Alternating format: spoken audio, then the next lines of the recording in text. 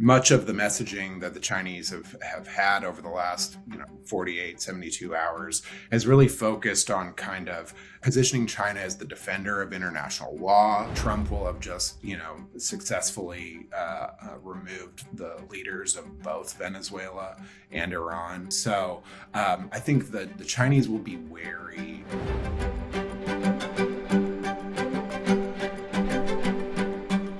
As the world has its eyes glued to events taking place over Iran, I am really excited to undertake today's conversation with a good friend and colleague, Brett Fetterly.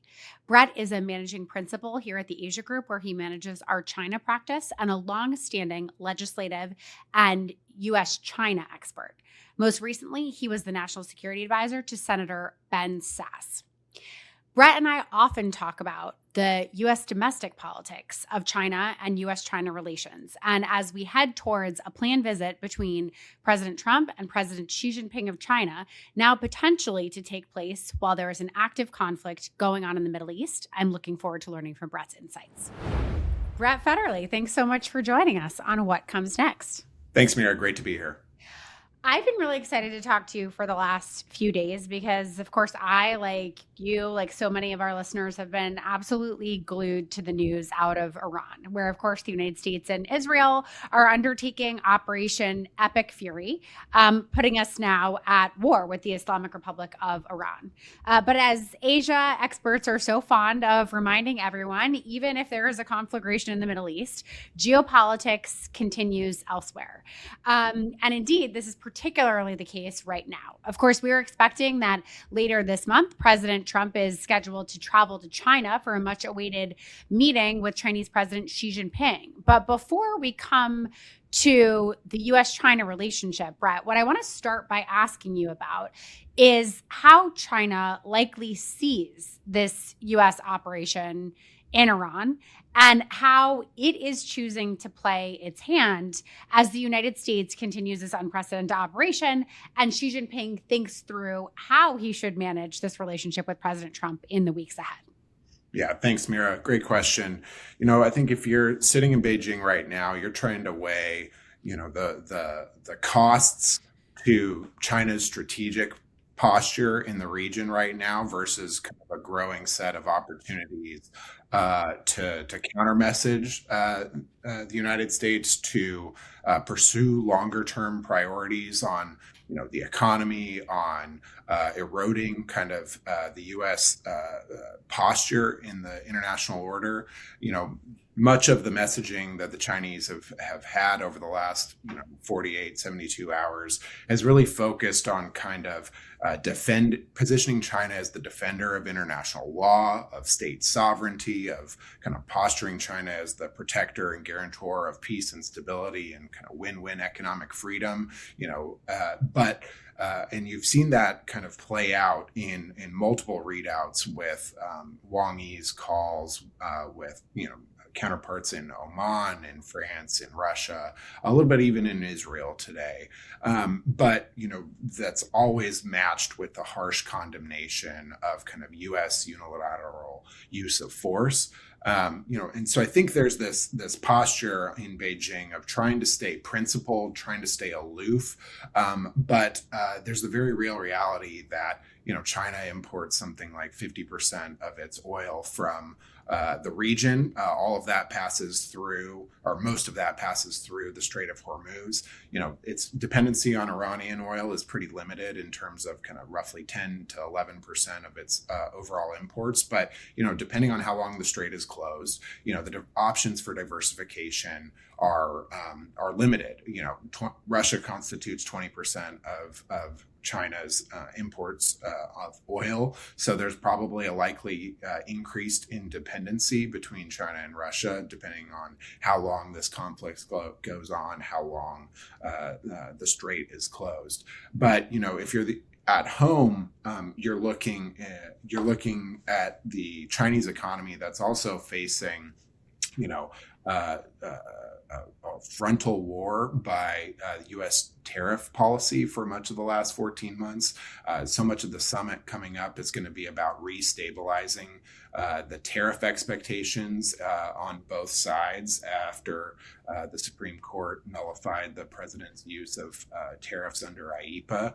And then second, China's entering its 2 sessions in the rollout of the 15th five-year plan, where it's made a big bet on domestic consumption and overall tech self-sufficiency, driving the economy forward and basically propelling Chinese manufacturers in key sectors to kind of capture a dominant position in the future global economy. So this tension between, how much do you play for longer term, economic, political priorities versus seizing diplomatic security and economic openings in the wake of U.S. military action is a key one that the leaders in China are weighing right now. So that's helpful, Brett. It sounds to me like we can think of Xi and Chinese leadership, contemplating on the one hand their global strategic interests, which probably militates towards, putting them in opposition to the United States right now, and securing some of those bilateral interests, which may still be gained or gainable from a summit with President Trump, and in particular, lower tariffs that could create more predictability in the relationship with the United States. I want to kind of zero in on the prospect of this trip. I know I've been in a lot of conversations in the last few days, think tanks and the like, in which we think through collectively the question of whether or not President Trump will still go to China. On the one hand, you could see a world, if combat operations are still ongoing in a few weeks, and it seems reasonably likely that they could be, based on the level of escalation that we have seen thus far, that President Trump could feel that he's not able to travel because he's needed at home. It's also possible that the Chinese leadership could decide that this is not the most opportune time. Or it is possible that neither one could make sort of an affirmative decision to cancel the trip, but rather that the United States could be so distracted by recent events that it just becomes much more difficult to undertake the really rigorous summit preparations that you and I both know are incredibly necessary every time a U.S. and Chinese president meet. So how do you pin the odds on the idea that this trip goes forward? And in particular, what are the things you're going to be watching for in the coming weeks as we work to understand how much there is really going to be this major event between the U.S. and Chinese leaders at the end of March? Yeah. As you mentioned on your intro here, I think a lot does still depend on, if the United States is engaged in active military combat operations at the end of this month and in the lead up to the summit, which is supposed to take place between March 31st and April 2nd. On the one hand, on the U.S. side, the White House has to weigh the optics of the president traveling abroad at a time of active combat operations and the orchestrating and overseeing, how those diplomatic off-ramps are being offered, whether the Iranians are taking them, how the events are unfolding, and really managing whether or not the president has enough policy focus to travel abroad to Beijing to host a big states dinner and to strike some reported commercial agreements. That I think we'll know a little bit more about the U.S. confidence in managing multiple things following Secretary Bessent and Vice Premier He Feng's meeting in Paris at the end of next week. That's supposed to still take place. It's notable that signals on both sides are that planning is going ahead at the moment, despite kind of the hot rhetoric from the Chinese on U.S. unilateral uses of force in the region against a kind of longstanding Chinese partner in the region. But geopolitics will still kind of drive the day and really is sucking up kind of policy attention at the moment on both sides. I think the other thing for the Chinese is they'll be wary about hosting a president that will have a level of strategic confidence landing in Beijing, unlike previous presidential summits. So Trump will have just, successfully removed the leaders of both Venezuela and Iran. There's an ongoing pressure campaign in Cuba, as you might be tracking. So I think that the Chinese will be wary of effectively repeating an April 2017 Mar-a-Lago meeting where Trump hosted Xi in his first term, and during dinner that night he executed and ordered the execution of military strikes in Syria. That scenario playing out again on Chinese soil and the unpredictability that could flow from that is something that would give a lot of Chinese leaders pause in the lead up to the conversations and potential deal making on a wide range of contentious issues. So we'll know more in the following the summit and the initial meeting between Besant and He Feng next week. But how much geocommercial and geopolitical issues overshadow the kind of contours of the deal coming together is still remains to be seen. It's hard to see a delegation and a meeting between Trump and Xi in Beijing where deals on agricultural purchases, on aerospace, on fentanyl cooperation, on rare earth element export stability is kind of front and center while the United States is still actively engaged in the Middle East. That all makes sense to me, Brett. And just for our listeners, kind of signposting, at least from my optic, the scope of this planned visit has already been shrinking a bit in recent weeks, which makes us as analysts just want to watch the parameters very closely in the days and weeks ahead. We saw that the visit, which had for a while been speculated to take place in the first or second week of April, actually get pulled up to the end of March, which is, any good staffer knows means that you simply have less time to put together major deliverables. But we've also heard that things like the size of the business delegation were potentially shrinking. That President Trump, who had been contemplating traveling to 2 cities in China, was now just going to Beijing. So one of the things that I know I'll be watching in the coming weeks is, do we continue to see the scope of that visit get whittled away as the Middle East looms really large? Or are interlocutors on both sides kind of showing their muscle and desire to still try to get to a deal by the end of the month? And as Brett says, lots of reasons to watch the space and to know that Chinese interlocutors are going to be considering the whole chessboard when they make the decision about President Trump's travel. Yeah, and if Mira, just to briefly add here, if you're the Chinese and you're wanting to kind of make a bigger play on Chinese investment in the United States, on Taiwan policy, it might be more advantageous to try to play for more time if you feel like the preparations for this visit have been rushed, the geopolitical environment's not favorable for China to be, cutting deals with the United States, and they might leverage the fact that Secretary Besant and the White House has signaled they're willing to meet 4 times this year. So, maybe this first meeting isn't as important as initially suggested. And from the Chinese perspective, just riffing off of you, Brett, if you kick the can on down the road with President Trump and he doesn't get the deal in the first instance, he might actually be wanting more, and that might be to your advantage at the next turn of the crank. So all great points and lots for our listeners to watch for. I'd love to put the Iran factor aside for a moment, Brett, because something that I love talking to you about in our offices, in the hallways, but I know our listeners will really benefit from hearing from you on, is the question of the domestic politics of China here in the United States and how they are shifting. A conversation that you and I have had together many times over the course of the last few months is the fact that, many of us in our community thought that we had a very durable bipartisan China consensus that appeared to have a lot of resilience behind it and formed over the course of the last 10 years. Of course, that consensus is the idea that the United States is in some fundamental way in a geopolitical competition with China. You've got members of different parties who would define that competition differently. You've got members within the same party who would prioritize different aspects of that competition.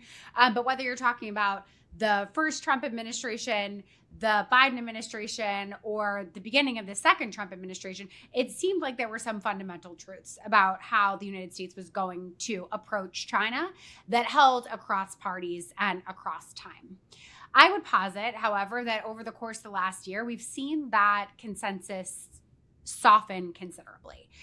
The fact that we're, even talking about the U.S. president traveling to Beijing, bringing a big business delegation, looking for a major deal, looking to secure Chinese investment in the U.S. economy, all suggest a very different set of parameters than we would have been working with this time last year. So I wonder if we can ask you to just step back and help our listeners understand what is happening to that China consensus, and how much of that is kind of sui generis and specific to this moment versus trend lines that might be with us for longer. Yeah, great point. I think Beltway publications these days have an op-ed running just about every weekend about, for the last 14 months, that China hawks in Congress have effectively had their wings clipped, that there is no longer this consensus on China that had animated both parties for much of the policy environment for the last 10 years or so. I would say,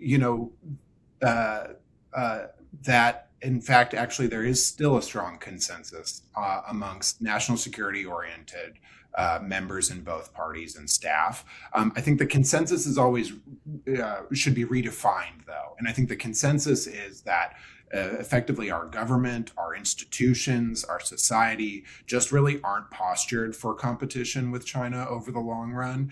And the consensus is actually, this is worth investing political time and energy to investigate all aspects of that competition and kind of prompt debate about the effective way forward. I don't think that's frayed.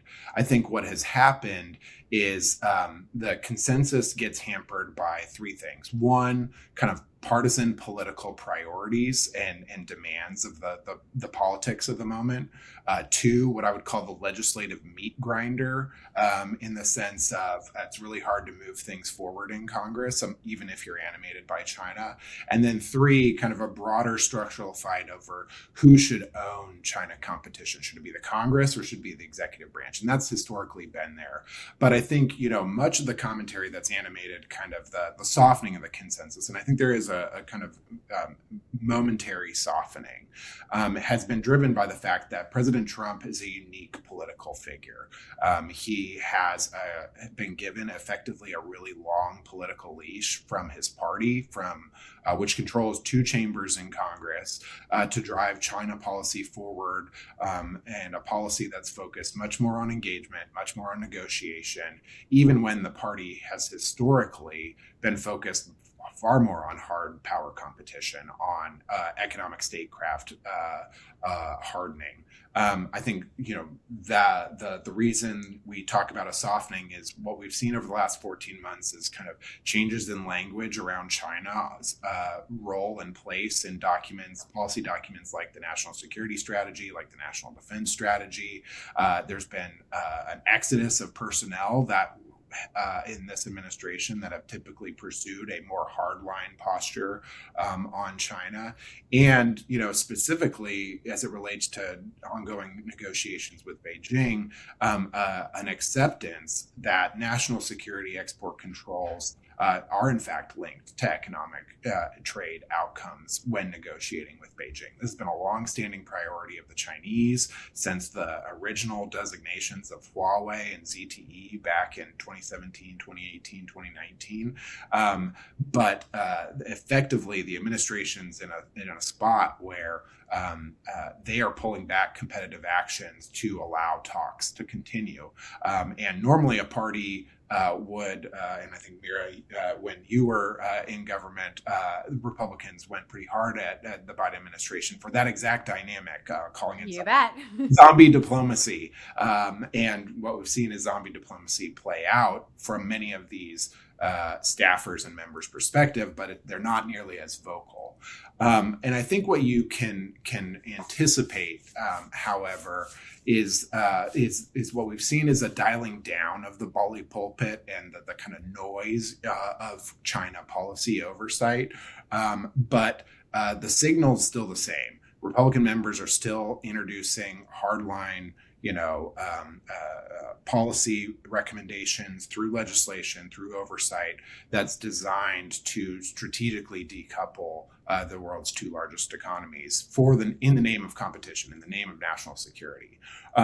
Congress this last year actually devoted more member time to China-related hearings than in any year prior, some 56 hearings. And not all of that's just the Select Committee on China.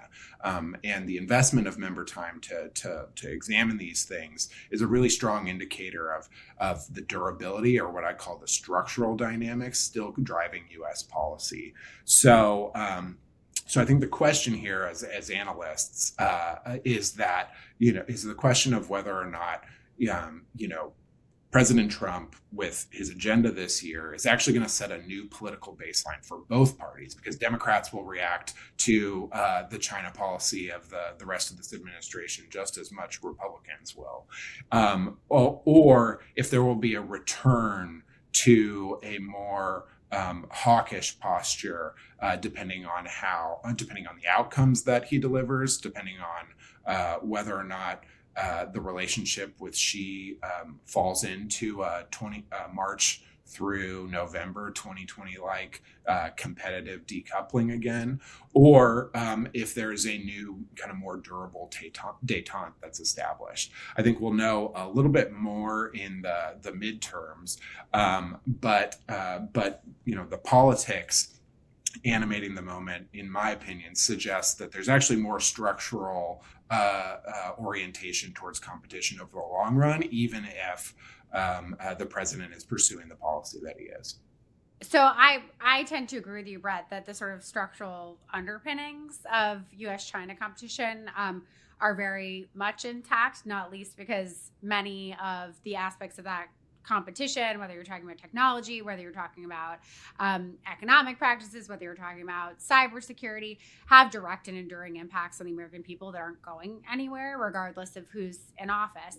But if I can push you just a little bit, I do think, as you've suggested, President Trump has been given a very long leash by his own party. And in particular, there are certain aspects of U.S.-China policy where one can't imagine a chief executive previously having been in a position to make compromises on some of these issues.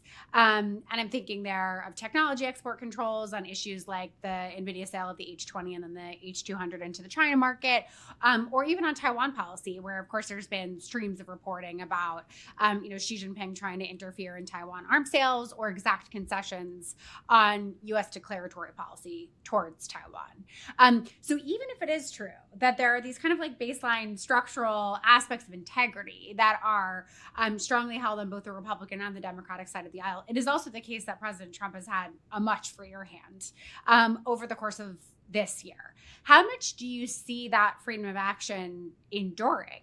And how much might it change or be constrained as we head in particular towards the second half of this year and into a midterm election cycle where Republican candidates are going to have some incentives to carve their own pathways?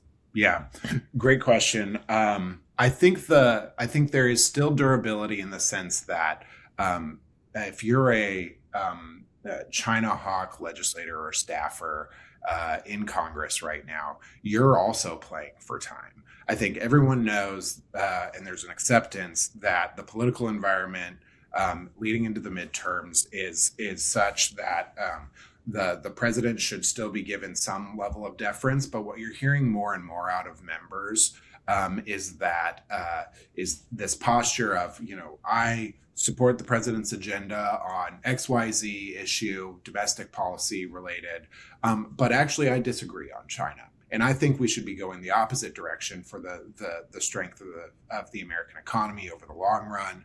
You've seen this messaging out of folks like Senator McCormick from Pennsylvania, Representative Molinar on the Select Committee, Representative Mast on the House Foreign Affairs Committee. These folks are basically making a bet that the president is not going to be interested in primarying you if you disagree on issues of national security. If you disagree on domestic policy issues, on economics issues, you do face a bit of a primary threat.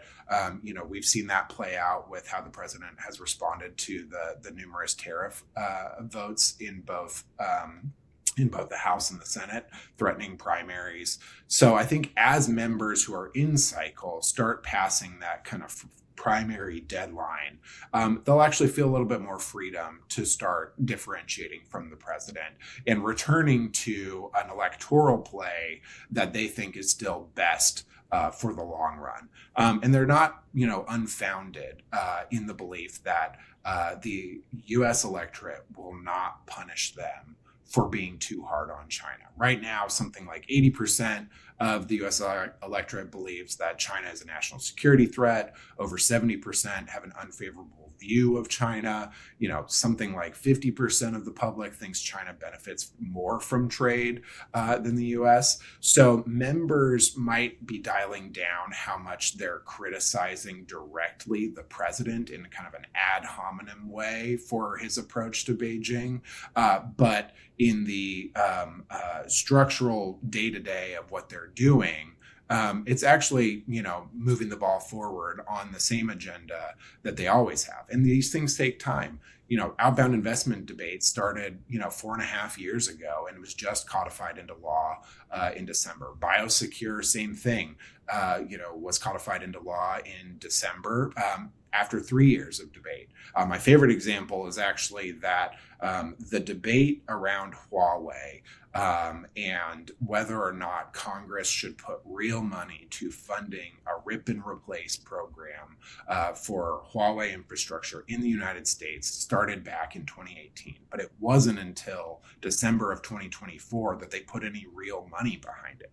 So these things take time. It takes multiple cycles. And really, it takes members and staff who are interested in continuing to push the ball forward kind of 1 yard at a time.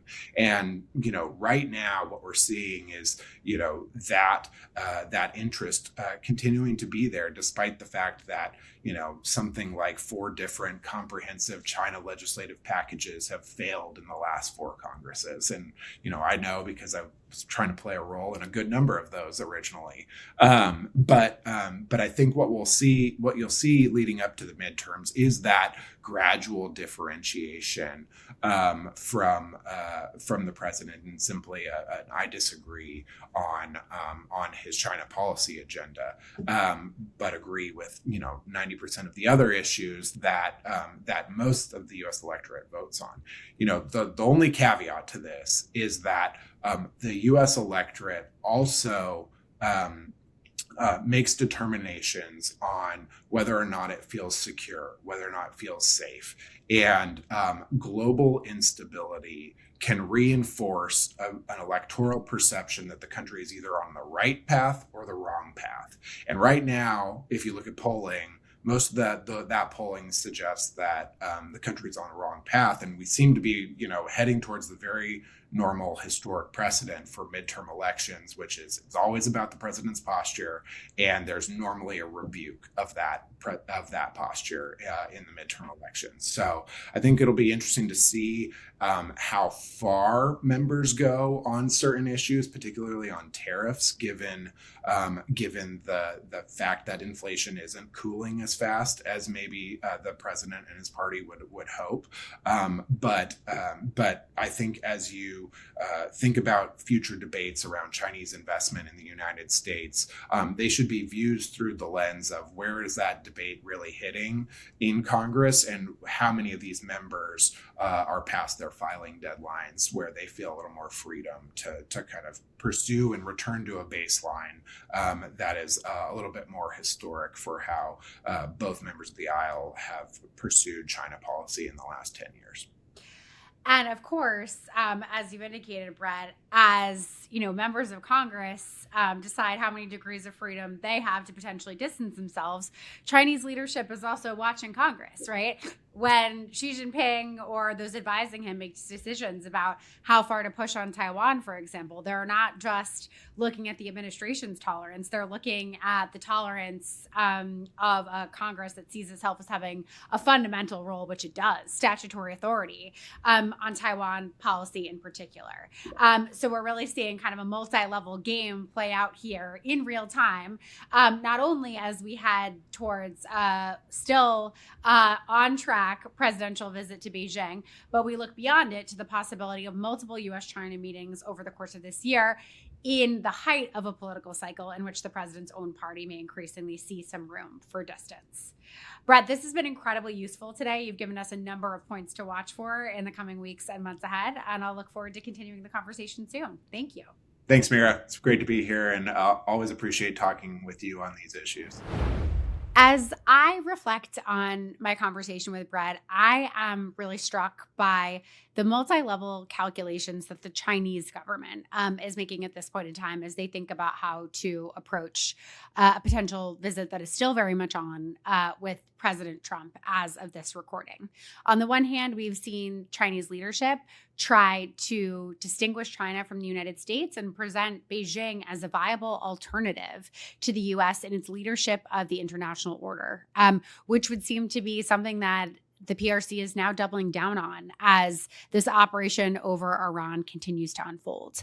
But it is nonetheless still the case that the Chinese government has fundamental national interests wrapped up in reducing American tariffs on China and potentially still trying to gain concessions in key policy areas, including Taiwan and areas like technology export controls. It's my expectation that it may actually take some time before we understand how exactly the Chinese government will come to decide where its best interests lie when it comes to this visit. And of course, keep in mind, as Brett reminded us, that the United States and Chinese presidents are scheduled to meet as many as 4 times this year. So no matter what happens this March, there will be many more bites at this U.S.-China apple. Today's episode was produced by Rifan Dewey Astino, executive produced by Lauren Dewick, with editorial input from Prashant Jha. It contains music from Cody Martin via Soundstripe. What Comes Next is a production of the Asia Group and is powered by Tag AI, Tag's geopolitical decision engine for business. We'll see you on the next episode.